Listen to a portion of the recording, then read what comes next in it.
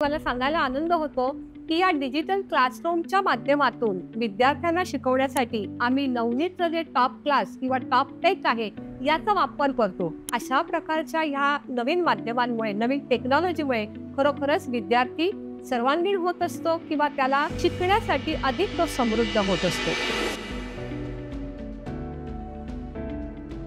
मी Pournima Torane Mane, KMS doctor Shiradkar high school junior college आणि vocational junior कॉलेजच्या principal म्हणून मी सध्या कार्यरत आहे। विद्यार्थी मित्रांनो, लक्षात घ्या, शालेय जीवनात आपण अभ्यास करतो, पण अभ्यास करताना काही ठराविक नावं आपल्या नेहमीच लक्षात राहतात। माझ्याही शालेय जीवनात नवनीत हे नाव प्रामुख्याने आलं होतं। सहाय्यक शिक्षिका म्हणून या शाळेत लागल्यानंतर देखील गालासारखं व्यक्तिमत्व हे आमच्या समोर आलं आणि नवनीत प्रकाशन खरोखरच घरगुती पद्धतीने जसं आपण अभ्यास म्हणतो त्या अभ्यासाच्या पद्धतीने आमच्या जवळ आलं। आज आपण बघतो तांत्रिक युगामध्ये प्रत्येक क्षेत्रात बदल घडून आलेले आहेत, तसाच बदल या नवनीत प्रकाशनामध्ये देखील झालेले आहे। आपण जेव्हा त्यांचं सॉफ्टवेअर वापरतो, या सॉफ्टवेअरच्या माध्यमातून देखील आपण पाहतो वेगवेगळे ॲनिमेशन्स तुम्हाला पाहायला मिळतात। विद्यार्थ्यांच्या अभ्यासातलं दृढीकरण होण्यासाठी हे प्रकाशन तर नेहमीच तत्पर असतं आणि हे प्रकाशन नेहमी शिक्षकांच्या भूमिकेला महत्त्वाचं स्थान देतं,